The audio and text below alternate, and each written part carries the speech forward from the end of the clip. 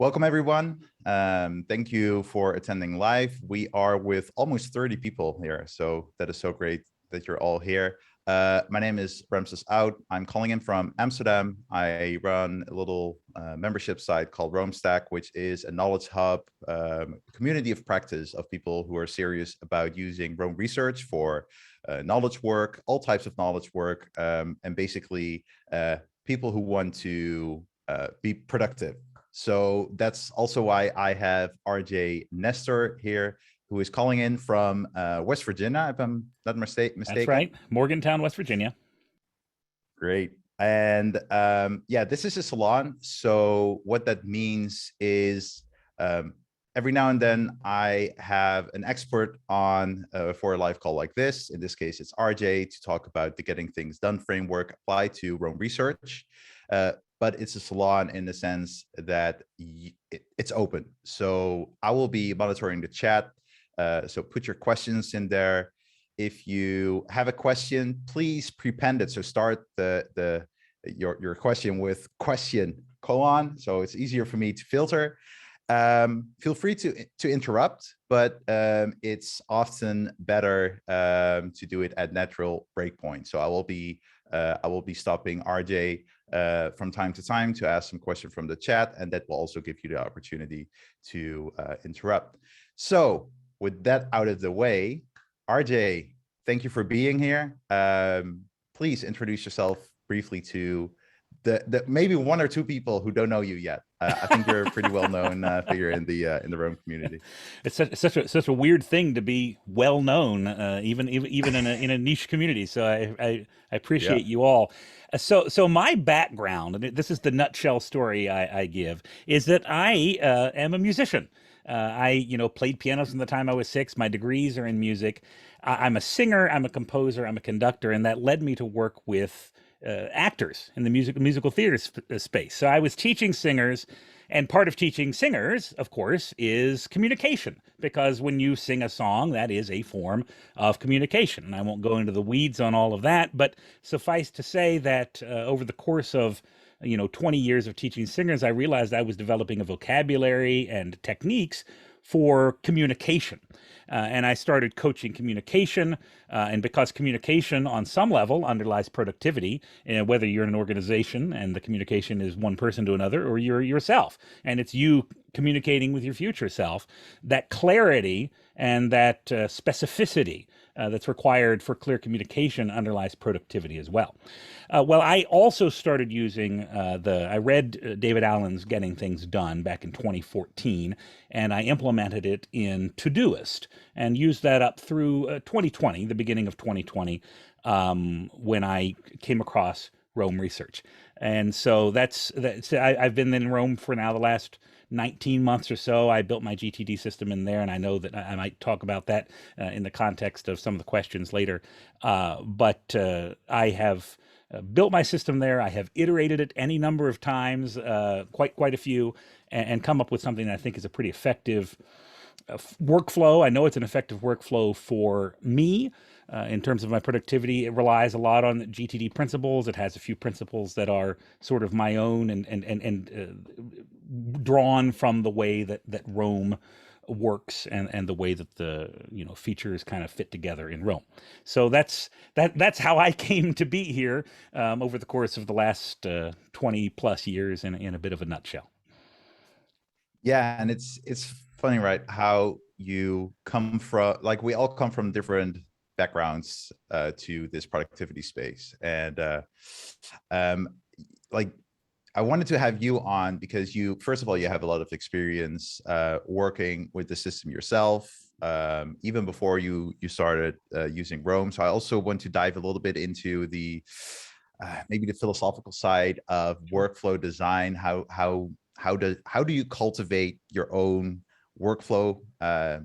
Because I believe they come into existence, right, as you work with it. And you've talked about this before with Jason Griving. So if you haven't seen it yet, RJ did a really cool interview with on Roam Sessions on Thursday, and I will link to it in the chat. Yeah. And so if you really want to have all the technical details about RJ's system, that is a really cool interview to check out. But today we'll be talking more about, okay, how do you decide what to adopt in your system? How do you mold it? How do you choose what to leave out, maybe, because getting things done is a framework that is it's a complete package, but you don't need to adopt the entire package at once. You can progressively adopt new principles. So you can start maybe with I don't know, the 2-minute rule. So if something takes less than 2 minutes to do, you do it immediately. Very simple principle you can start using right away, and slowly yeah, build it up. But RJ, you also have experience with coaching people, and you're actually going to run your second cohort of AP productivity. Mhm. And maybe you can talk a little bit about your approach when it comes to, like, for example, in your course, you mentioned that it's not so much about the tool as it is about cultivating a practice, right? So maybe you Absolutely. can tell a little bit how your course is structured, and that, because I think that also reflects your philosophy in general of how you design workflows. Sure, absolutely. So the philosophy behind the course AP Productivity is that I give you a what we'll call a slimmed down framework of the system that I use. And the reason slimmed down, not because we want it to be simpler than mine, but because I want you to have a place to start from that then you can iterate to build into your own. I think one of the challenges and one of the opportunities that Rome provides that you don't get, say, for instance, in using Todoist, is that you can truly adapt the workflow itself. You can adapt the feature set of your system in Rome in a way that you simply can't do in apps that are designed specifically for tasks. And now I will say, since you're asking me about design, I think it's an interesting path. I couldn't have built a productivity system in Todoist without reading Getting Things Done. And I would have had an awfully difficult time building a productivity system in Rome had I not been running my system in Todoist for 6 years. So I come Mm. into Rome knowing what it is that I'm trying to build. So I'm not learning Rome and learning productivity. I know what I need to do roughly Yeah. on my system side, and I can build that into Rome. And functionally, that's what I want AP productivity to be for the people who take the course. The thing that you need to get Yeah. you grounded so that then you can iterate and discover what the system is. And that the reason it's an 8-week course is because I'm there every step of the way as you iterate it, as we start to then layer in some additional principles and some things that you would need to be attentive to as you find things that aren't working, and we find ways to fix those or to go in slightly different directions, whatever that may need to be for you. But that's the philosophy of the course. Not that I tell you exactly what to do, but that I give you a thing to work from, and then you build, and I coach and I guide. It's very much a coaching driven thing. I was Yeah. saying to you right beforehand, what I love to do and what I think my strength is in feedback and in being able Mm. to respond in the moment to specific needs that people have, more so than presenting. Though I'm fine at presenting, I really enjoy and even nourished myself by that ability to provide that feedback. So that's why the course is designed the way it is, because I think that is brings that. Hey, Britta, how are you? Good to see you. Yeah, so Britta is here in the call as well. She said Yes. she did cohort 1. Um, so yeah, I think I want to summarize a little bit what you said, because I think you touched on a few interesting points. So first of all, uh, what you described is you started with Getting Things Done, read the book, and then you started with Todoist, which gave you like restraints. It like, I think for many people the problem with Rome is that it's, you start out with a blank page and you don't know how to get started, and there's just so much possible. So coming to a system, or using a system in Rome, you need some boundaries, you need some restraints, to not get completely overwhelmed. So I think Right. that is what you say that you do. So you give people a lightweight system to get started with, not overwhelm them with too many moving parts, and then from there they can get started. And I think, yeah, I think that this is basically the only excuse for, in my opinion, but I think this is the only excuse for a live course. Like if it's just a live course or cohort based course to deliver information, that is, in my view, not really useful, because you could do that as a self-paced in a self-paced course. But it all boils down to cultivating a practice. And I can't remember, but what is it that the first 4 weeks that you normally focus on? It's just one process, right? To Yes, get it's started with. I call it essentially the daily cycle, and we layer as the weeks go by, we layer a few additional concepts into it. But the basic idea is, I want you to start from asking yourself two questions: What do I want to do, and what am I doing? And that becomes the root of what I call the agenda and the log. So that's Yeah. and truly that is the only thing that runs on my daily notes page in Rome, is an agenda and a log. The agenda is what do I Mhm. want to do, and the log is what am I doing. And then I also, in that first week, supply sort of the inbox capture and the inbox processing side of it. So connecting things back into the system, and that's it. That's where we start. And then we, as you iterate and find where you need to go, I will also layer in a few different concepts that can tie into that and adapt them to what it is that you're specifically doing. That's the first 4 weeks is getting the version 1 of that flowing to your satisfaction. Now there's always going to be, I say version 1 because you're always going to be finding sources of friction in your system, and Mhm. needing to find ways to make them simpler. So that's a big part of the process as well as we go through. And then those last 4 weeks are an opportunity for us to look at some bigger picture things.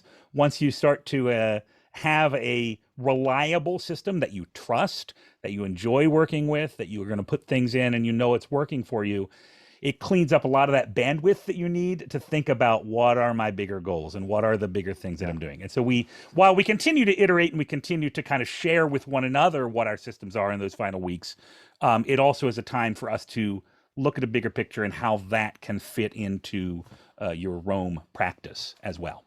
Yeah. Yeah.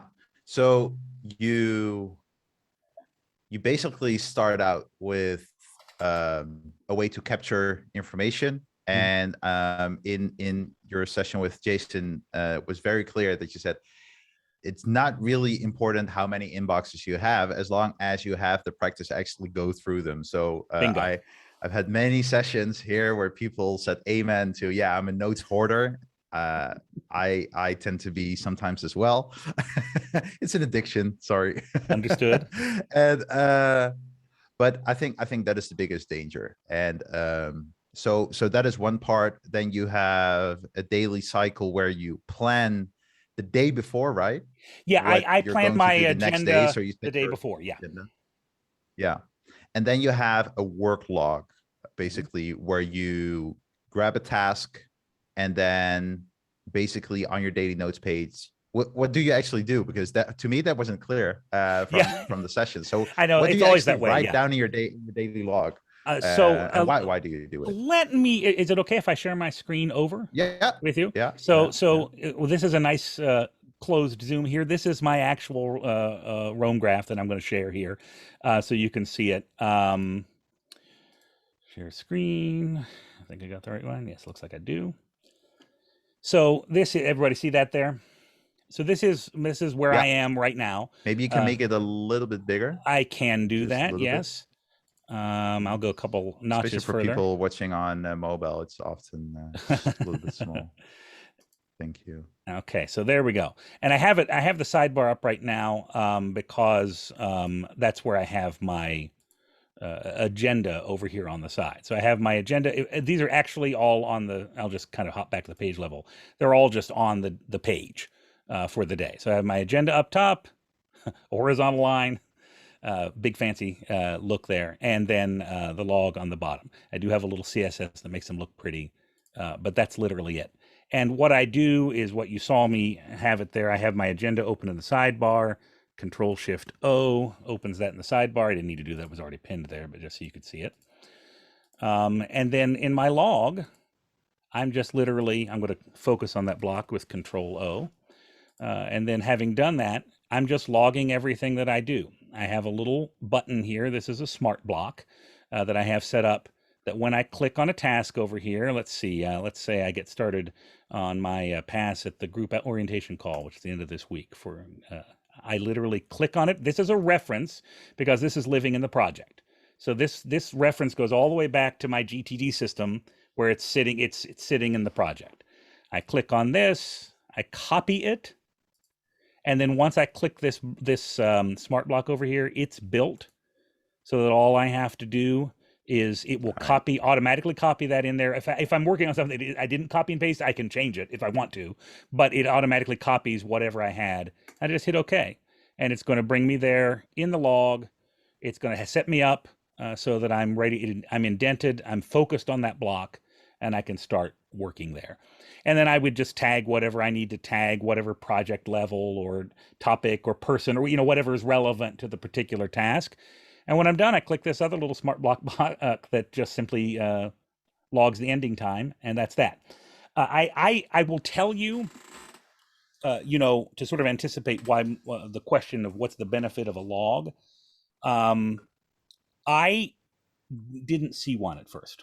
I saw that people logged things, and I tried experimenting with it, and I could never do it. I could never make the log work for me. This is, as late as April of this year, and finally one day in a sort of reflective meta work moment, I realized that my problem, and this may not be other people's problem, but my problem was that I was keeping a log that was separate from the act of the work.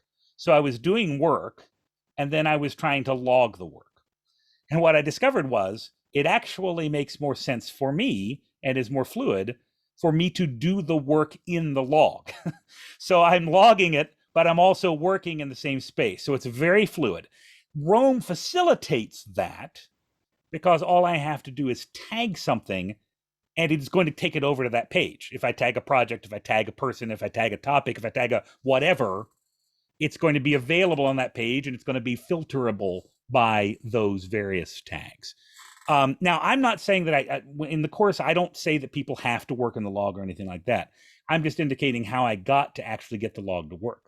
And when I got it to work, what I discovered was that I had way more focus on the work that I was doing when I was logging it than I ever had before, because I was simply logging it is a commitment to it. You write something down, you make a commitment. And having made that commitment, it makes it so much easier for me to stay focused on that particular thing. Not the least of which, because I have it built so that it actually goes directly into that block. And all I got to do is close my sidebar. And now the only thing I can see is that work that's at hand. And the other thing it does is if I do get interrupted, it's no big deal. Log whatever the new thing is that I'm working on. And I can always return to this log that serves as the spine of my work, whatever app I might have to go into. Obviously, not all work occurs in Rome. I realize that. But for me, all roads do lead there or lead from there, to pun on the expression. But the idea being that by having that log, I have one central spine, and I know where I need to go to find it. I know where things are going to be, and everything can emanate out from there because of the ability of being able to tag, whatever else I need to tag, and it show up where it needs to show up.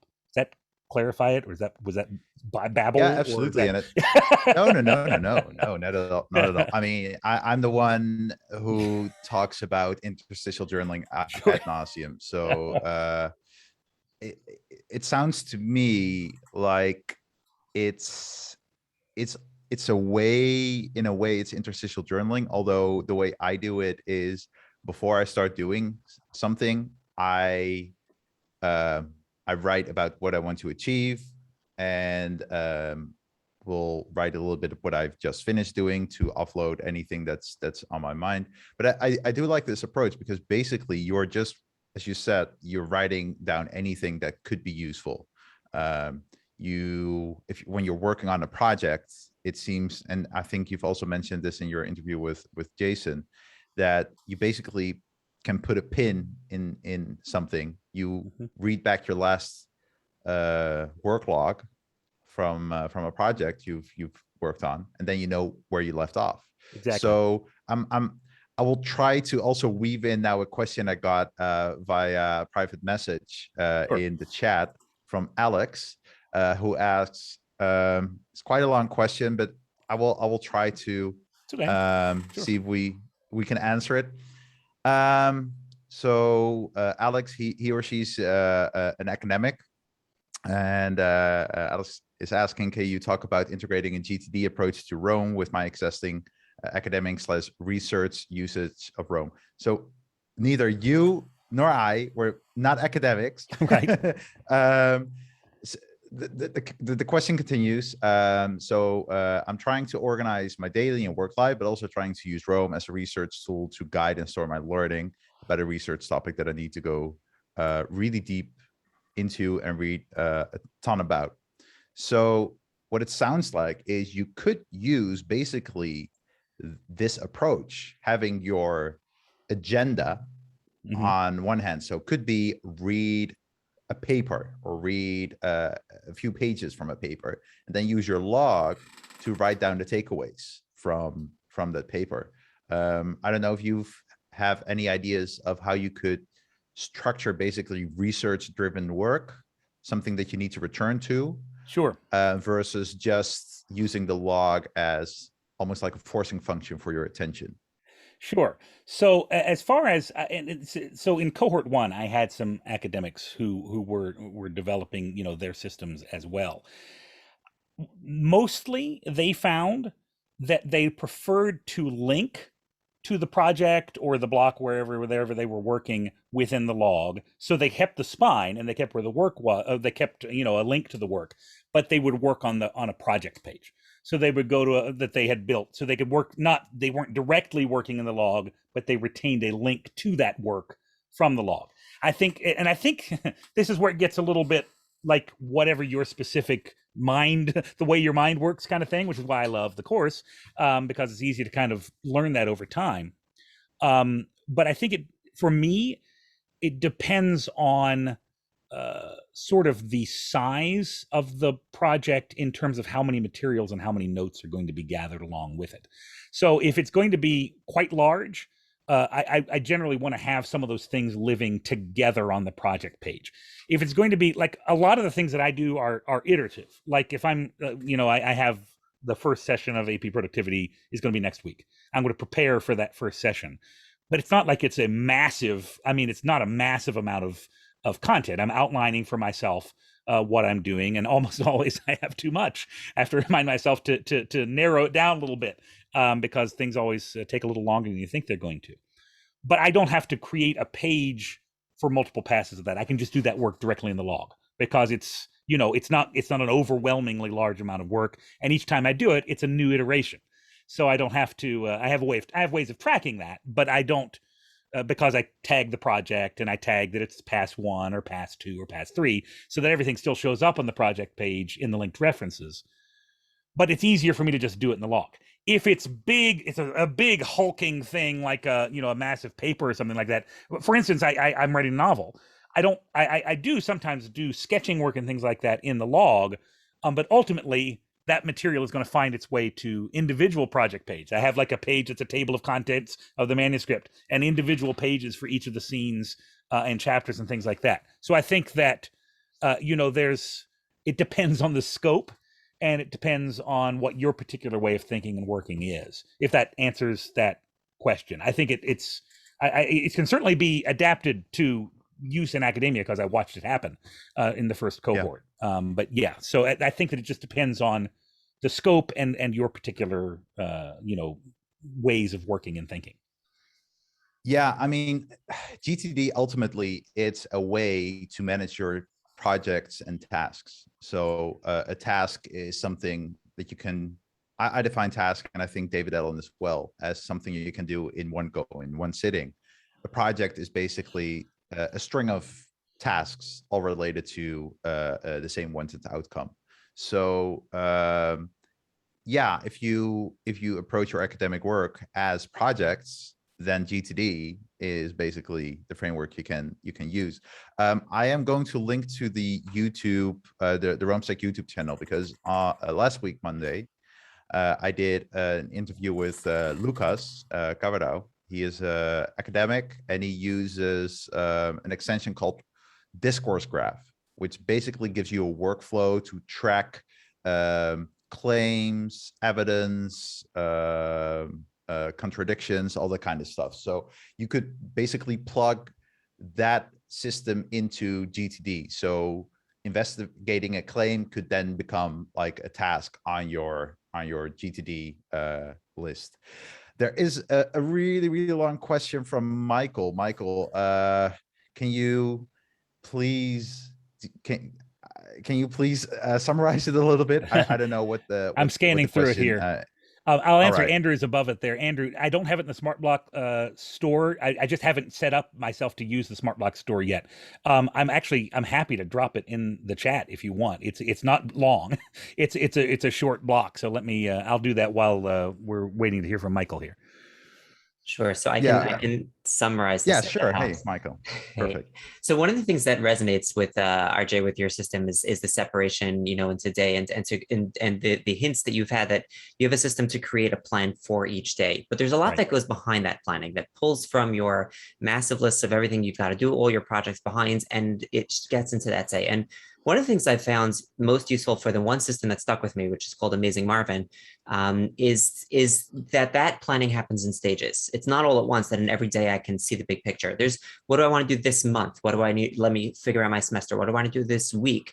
To then flexibly schedule, if that's a word, schedule that into my week, saying that Monday mornings are good for deep thinking, and but in the afternoons generally my mind is brain dead, and like having that system in mind. And I've had trouble replicating that or thinking how to replicate that in Rome. And I was wondering if you had thoughts or systems to help with that. A couple of thoughts come to mind. First of all, as far as the bigger, like monthly, quarterly, whatever kind of thing, a lot of that ties for me into simply my recurring action system. So the key for me is prompting myself to think about those things at the right time. And then the other layer of it would be, if you could create a page name that you would use as a tag that could be your monthly or your quarterly or whatever term you wanted it to be. And then when you say you say it isn't the specific time that you scheduled in your recurring actions to prompt it, but you want to review it at that time, just put your idea down and tag it with your monthly, so that when you get to the time you're going to review it, it's there and it's available. I think one of the things that's so cool about Rome, for me at least, is I don't have to go anywhere in particular to take the note that I need. I can just tag it and it'll show up. So if I want to set monthly goals and I want to set quarterly goals or what have you, if I combine a tag that allows me to gather the things I want to think about with something recurring that's going to prompt me to look at those things at a certain interval, then I have a system that's going to make sure those things don't slip through the cracks. And I'm going to look at them and I'm going to do that. That can be adapted to whatever you need, but that would be kind of where my mind would start. Now, remind me the second half of the question, because saying all that, I've forgotten. Yeah, one of the big things is time blocking and looking at your week as a whole in time blocking and slotting tasks into those blocks. Right. What are your thoughts? I don't work at the weekly level except for my weekly review. Now that said, there's no reason you couldn't. When you say you had trouble getting that to work in Rome, would you mind explaining a little bit what you have tried? I don't think I've given it enough real deep trial. It's more like the system works and don't break it, but I also acknowledge that it would be better to have it into Rome where all my block level thoughts are. Gotcha. Okay, so you haven't fully brought it in yet. So it's and I think what it sounds like you're experiencing there is what I experienced when I first started using Rome. I I may have mentioned this on Thursday in the event with Jason, but I genuinely had. It sounds like I made up this story for the purpose of pitching the idea of using GT in Rome, but I didn't. I was keeping my tasks in Todoist and starting to take notes in Rome, and I had a day about 3 or 4 weeks in where I was typing a task in Todoist and I put double brackets or started to put double brackets around it. I'm like, ah ha ha, okay, now this is telling me something. I obviously am I'm desperately wanting to link these tasks to the content in Rome that is their context, you know? So I started figuring out how can I build this GTD in Rome? And what you're experiencing there is what I dealt with for several weeks.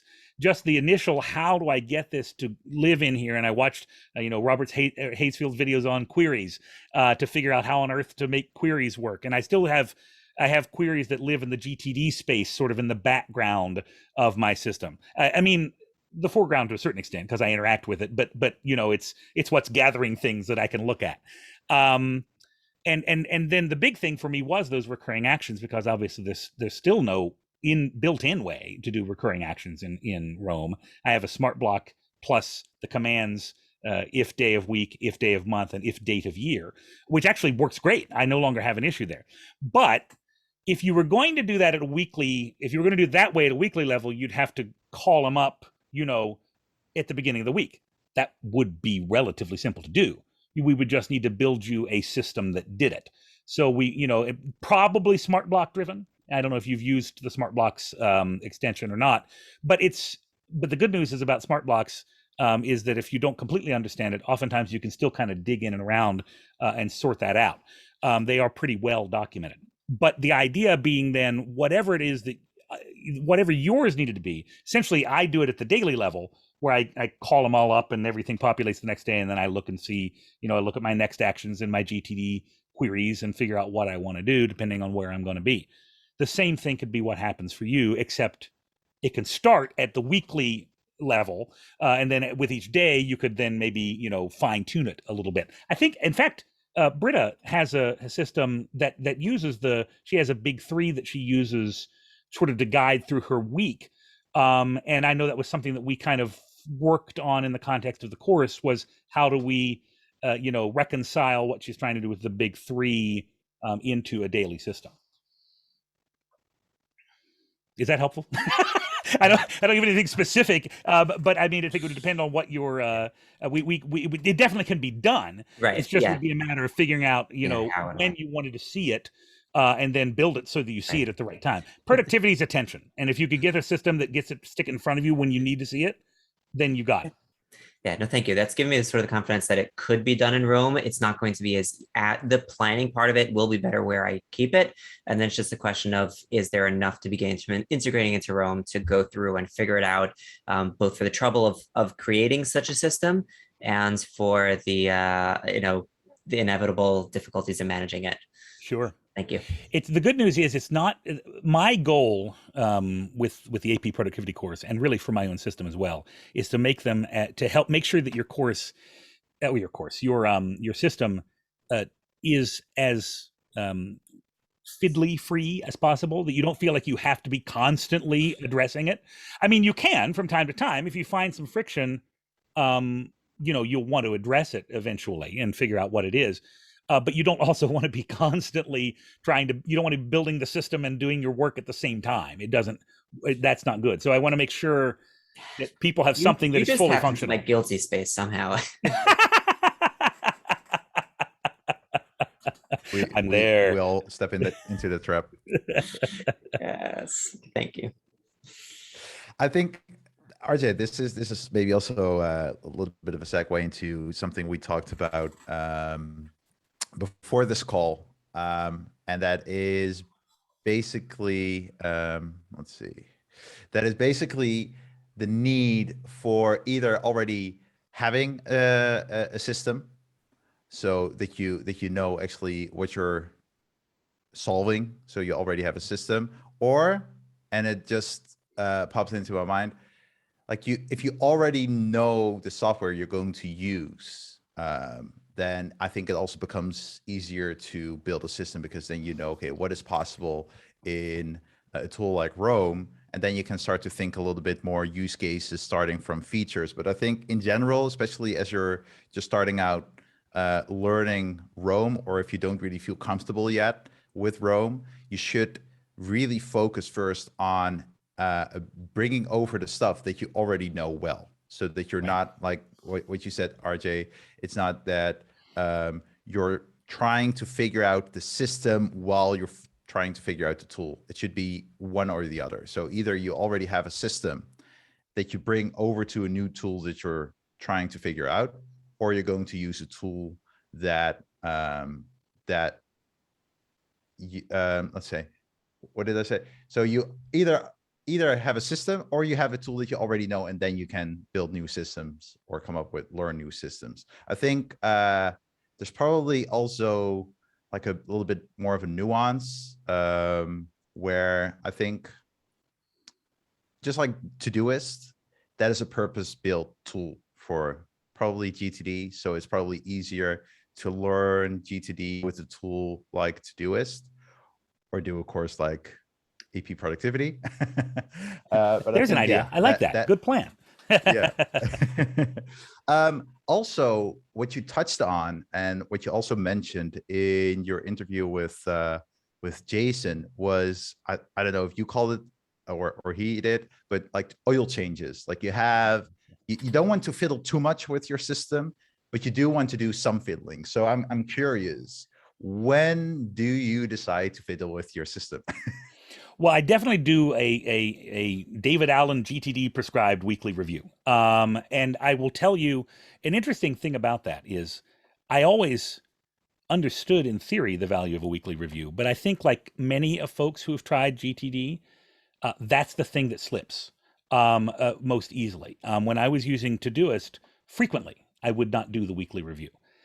I can tell you, and I don't know whether it's just because it's easier the way my brain works in Roam, that I can kind of link to everything, that I can see things. I've never missed a week of doing a weekly review. I've had to put it off a day or something, just something comes up or whatever. And it's down to science pretty much. Like it just goes, really quickly through it. Because the one thing I don't do, I got two thoughts competing, and I started to start one and not finish the other. It's a very clear step-by-step process, and so it's not overly complicated. I can link to the things I do that I need to link to, and I know what they are. The other thought I was going to say was that well, I don't remember what the other thought was, so don't worry about it. But the goal of the weekly review is to be that oil change, so you don't have to be as fiddly down the road. If things have backed up, when you catch it at the 1 week point rather than at the 2 month point, you're much less likely to run into trouble. And I remember what I was going to say a moment ago. I don't look at every single project that I have on every single weekly review, because I know some of them are don't need to be looked at every single time. So I will look at a few of them. I'll look at the ones that I know need to be looked at, but I'm not breaking down in detail every single project with a weekly review, which is one of the reasons I'm able to save some time with it. But I do go through all the steps, I collecting the notes and materials, which thankfully I don't have to do too much with, because I don't have a lot of paper in my life anymore. There isn't much. I clear out my inbox if I have anything, but truly, one of the reasons it doesn't take very long is I'm pretty good about clearing out my inbox every day as part of my daily cycle. Effectively, what you're doing in building a system is building layers of attention and backstops to keep things from slipping through. So I have a daily layer of attention, which is my daily cycle, where I choose my work and I log my work as I do it, and I capture things as they come in, and I process the things I capture. And then I have a weekly level of attention where I'm looking at a step up. I'm looking at, anything that may be gumming up. I'm looking at the projects on a bigger picture. I'm looking at, the things that are on the someday maybe list. I usually don't do that every single week, but I can. That's part of the process if I want to. And I'm looking at my unassigned tasks query, which is the thing that I built, which is essentially my last ditch backstop for anything that I may have put as a to-do but forgotten to tag with anything else or whatever. It'll show up there, so it never completely slips through the cracks. And all of that is just built through trial and error. I mean, if something slips through the cracks, and I'm like, ah, man, how'd that one get by? And then I, cobble together something to make sure nothing like that gets by again. And over time, eventually you have it shored up to the point where effectively nothing gets by.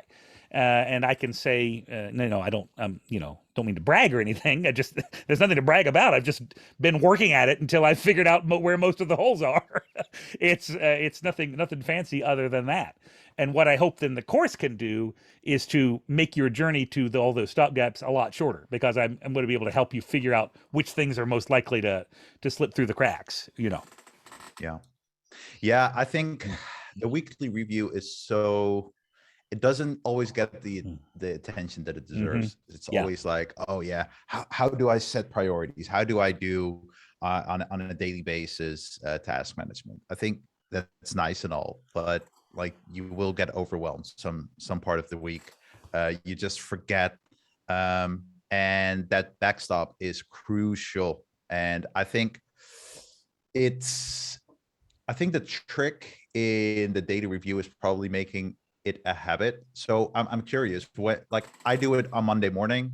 I'm not sure if that is the best time for me. It is, although then it is. I've noticed, especially but especially talking with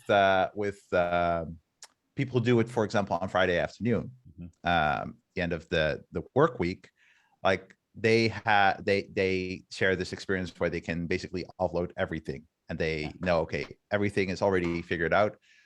I personally already start on Sunday evening. I'm already thinking about the week ahead. So, and there's like lots of open loops often. So I've done the weekly review for a year now on Monday. I used to do it when I was in my corporate job on Friday. You can play a little bit with it, but I think the important thing is that it becomes a habit. So what have you, when do you do your review? And maybe you can describe quickly. So you've already mentioned that you will go through some of your projects. Do you file stuff away? Do you do some upkeep on the system itself, or is it just basically just reviewing what you've worked on that Sure. weekend? What's up for next? Let me say this about the Monday versus Friday first. I think if you're a kind of person for whom the weekly review is driving you into your work, do it on Monday. If you're the kind of person for whom the weekly review is tidying up your work, do it on Friday. Because it's a question of whether or not it's going to be that. Now, I do mine on Saturday morning, and I do mine on Saturday morning for a very specific reason. My children are asleep, and if I try to do it Friday afternoon, I won't get it done. But I don't want to do it on Friday morning either, because my week isn't finished. So I like to do it Saturday morning. It is a tidy for me. I do a self-coaching template that I run on Monday mornings, which has the effect of driving me into the week. So it isn't my weekly review, but it is done on a weekly basis. So it is functionally another type of weekly review, but it's essentially some coaching questions that I ask myself through Rome. One of the glories of Rome is that it serves as, if it encapsulates some of you in there, you can coach yourself, which is what I enjoy about being able to run those kind of templates. But I do mine on Saturday morning. I don't do a ton of work on the system specifically. However, it would be the time that I would make notes about what work I need to do on the system. In other words, if I catch something not working, I might stop and work on it, but I'm more likely to just take a note that it needs to be done, tag it to the project or whatever, or create a project for it if necessary. So that then I will be able to slot that into my schedule throughout the week. The only thing I think that I do that you didn't mention is just the calendar review. I do the weekend past and the week ahead, and I take some specific notes on projects that are or outside projects if it's not whatever. I'll take some tasks and get them written down. If there's anything that I need to follow up on from the previous week that I forgot to take a note about or something, or if there's anything in the coming week that I need to do any extra prep for or whatever, and actually usually look out 2 weeks, because my way of working, I like to do things in what I just call multiple passes. So effectively, if I'm preparing like 2 weeks out, well, not quite 2 full weeks, but starting next week, I have a presentation I needed to do as a sales coach at a local bank here. And I always like to start about a week to 10 days in advance so that my first pass can literally just be sort of a, complete outline. I just throw 7 or 8 ideas out there and that's it. I'm done. That's the pass. So that when I come to it the next day, I'm not starting from scratch, but I'm starting from, whatever that little bit of brain dump was the first day. And so that I can gradually build it up over the course of several 15-minute sessions that maybe by the end I'm doing a 30 or 45-minute session rather than trying to do it all in one big 4-hour deep work sort of thing. And I will say, though that wasn't the intent of where I was starting there, I do think that one of the things that having a solid system in Rome is great for, or in any kind of whatever your favorite tool for thought is, because I think it depends on being able to combine things in a way that most task managers won't let you. But is being able to spread that concept of deep work out over multiple sessions. Yeah. Because very few of us get that opportunity to just sit down and do 4 hours because something's going to interrupt us. And then when we don't get it, we feel like we've been that we're betraying the process of work, or that we're inadequate, or that we are somehow flawed in character, that we can't get down and do that work. And a lot of times it's just the system. Most of the time it's just the system. We can build the system to support being able to get into the deep work faster, or being able to get up out of it faster if you're interrupted. And that's a lot of what that's a lot of what I'm trying to do by spreading that work out. So I'm looking back 3 tangent levels back. I'm looking at that weekly review at the calendar a couple weeks out, so that I'm making sure that I'm, staying on top of whatever may be coming. And then other than that, it's really just looking at the projects and looking at my next actions. I do almost always look at the next actions during the weekly review, because invariably, if you've ever used GTD, and by the way, if you want to take the course, nobody has to have used GTD. It's not a requirement. If you have, awesome. If you haven't, awesome. It doesn't matter. But if you are a GTD user, the concept of next actions, next becomes for many this sort of blurry catch-all that grabs all things that need to happen soon, rather than the actual genuine GTD definition, which is this is the next thing that needs to happen in a given project within a given context of location, time of day, whatever that context may be. And what happens then is that next becomes this sort of blob. And then once it's a blob, it isn't any use to you anymore. And that's one of the things I like to do with the weekly review of the next actions, is make sure I haven't unintentionally created any blobs anywhere by throwing things into next that don't actually belong in next. Because even though I know better, sometimes I still do it. And that's why you have the system there to catch you, so that you don't, that you're grabbing that and making sure that doesn't happen. Ooh. So much to unpack there, because I think you just very casually, mentioned a few very big ideas, which maybe for you and me who have been around this productivity space for a while. I don't know. Have you also done Building a Second Brain by any chance? Because I have not done the course. I have read. I wouldn't say extensively, but I've read enough. I know the fundamentals of it, but I have not myself practiced it. Yeah. So, well, that's actually good, because that means that you came to this realization from another way. Because my own brilliant insight, Francis. Yes, my own genius. So I know, and Jessica also mentioned it. Tiago Forte calls this, he says, no more heavy lifts, and he calls them slow burns. So if you have these small, short sessions where you maybe spend 15-20 minutes on something, you have basically what he calls an intermediate packet. So it's a complete little chunk of work that's finished that you can plug into a project. So instead of doing a 3-4 hour deep work sessions to do the heavy lift to finish the project in one sitting, you use time to your advantage by spreading it out. And personally, I like to do that because I never have the best ideas all at once. It's exactly. My CPU is very, very slow. It needs some time to process. So when I start something, you start to think about something. Just so what you described with your sales training that you're going to do, you like 2 weeks out, you start to think about it. You like I always say, you throw in a quarter, and like the your thinking juices are starting to flow. So Good analogy. I love that. that is, yeah. So that is basically also how I treat it. Another thing that I think is very important that you mentioned is that actually you treat maintaining or system maintenance as a project. And I think that is important, because if you treat it as a project, that means that it will get in priority. It needs to be scheduled. It needs, like, you can't, it doesn't become, it's less likely that it will become a form of procrastination. Correct. I definitely know that it's so easy to fiddle with your system when you actually have to do the work. Whereas if you treat it like a project, you will reserve it for a moment in time that you say, okay, I'm going to spend some time optimizing my system.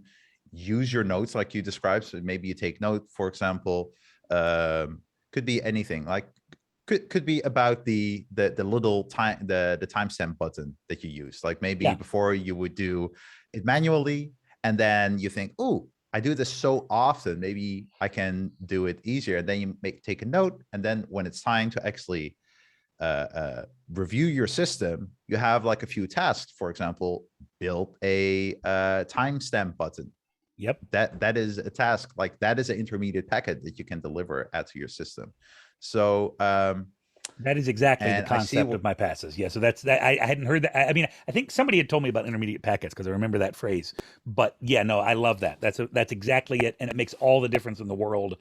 And it combine that with the log, the agenda log system, and that's where the real kick comes in, because you have those, you'll forget all of those little bits of work unless you have them listed. But once you do, you can nail right through several little bits of work much more easily than having to dive deep into something and having to and pull yourself way back out. No, it's amazing. Yeah. And we are coming up on time. And before we go, because I know some people asked for the timestamp button, actually there is a version in the store. So I will share. There's a fancier version than mine out there. I'm putting my time tracker smart block in the chat right now. All right, perfect. Just so you have and for that. the others who it relies on another one. Sorry, go ahead. I'm still talking. Go ahead. Just talking to myself here. All right. So RJ is going to put the smart block code. There are two that relies on there, but yeah. Okay. So oh, by the way, how you open this menu, it's on Mac, it's Command P. On Windows, it's Control P. And this opens up the command palette. So it's basically a shortcut menu. If you have this SmartBlocks extension installed, you can just search for store. Then you can see the SmartBlock store, and then there's this timestamp button. So basically, that gives you a very easy, nice button, and it looks like Fabrice has updated it that you can easily also calculate your entire work time. So that's if brilliant. you, for example, if that's fancier than mine. That's nice. I like that. I know a few people who need this because they bill clients, so they use the calc functionality in Row for this. So yeah, just quick trick. I see you've put in the one thing to note about it code there is that so when I use it, I automatically paste from the clipboard what I have copied from my agenda. So I copy the reference from the agenda, and then I don't have to do anything but click the button, because it's automatically going to paste it into that. So the reason I tell you that is just because when whatever you have copied is going to show up. Whatever's currently on your clipboard will show up if you run that smart block. And you can type in then whatever you want. You can always easily delete it if it's not what you're working on. But I just wanted you to know that's there. And if you didn't want that to be there, you could take out the command that says clipboard paste text, as well as the 2% symbols that are in front of it. And then it would just ask you for input. Yeah. SmartBlocks, it's so cool. You know, it can shave off so much time and also friction. It's I'm going to eliminated put what another friction. It's amazing. Yeah, it's amazing. Go ahead. yeah. Sorry. I'm going to put another link in the chat. End of this month, I have a public SmartBlocks build session. So if you're interested in building interactive workflows, I do these once a month. But we're coming up on time. Just one more minute left. RJ, where can people find you? Maybe time to put some things in the chat. Absolutely, absolutely. So I am on Twitter at RJ Nestor. So I'll type that here. You can always find me there. I'm always I'm now much more responsive to Twitter DMs because I have put it in my system to check Twitter DMs each morning. So you'll catch me if you go there. The course is it probably would be easier if I had copied and pasted rather than typing it. But there you go. That's the link to the AP productivity course page, and you can kind of follow there. Have a little video there. There's a testimonial video there that even features our own Britta from the room here today as one of the people, and then sort of an overview of what the curriculum looks like, given that obviously there is a little bit of adaptation in the curriculum because it is a coaching style thing. That's why I like the cohorts to not be overwhelmingly large, because I want to be able to be in there and help with that. So those are probably the easiest way to check me out. I think there's probably a link on that page. It's what happens when I have a link to YouTube videos, so you can kind of go over and check. You always follow my or whatever they call it on YouTube, subscribe to my YouTube channel as well. Finding that link. I definitely recommend that. I think RJ is the most prolific Roam content creator, and I say that as a Roam content creator, but I'm way too lazy compared to RJ. I do these sessions, but RJ, like what I like is you're really good at taking a single concept and then just narrowing your focus in a single video on that concept. So I think that's really good. If you're okay with it, I will send the recording to the people who attended. And then I can also send the links that were mentioned in the chat. Perfect. I love it. No, that's great. This was a lot of fun. Yeah, because some people I see they entered a little bit later. I think we topped out around 40 live attendees, so it's great. Wonderful. I mean, I could talk for hours and hours about this. I think we could just chat for a long time, just take it away. Yeah. Yeah, but we do need to put a stop on to this. So I want to thank everyone who was here. If you have questions, do not hesitate to send me an email at support@roamstack.com. You can send me a DM on Twitter as well. Definitely follow RJ if you're serious about using Roam in a productive way. Anything else? I don't know if there are questions, comments. RJ, last thoughts? Everything you said sounds great to me. No, it was a pleasure to be here, and I love thinking productivity and helping people with productivity. So just I'm happy to help. Just reach out to me. I'm always here. So great. Thank you so much. And up until see you next time. Take care, everyone.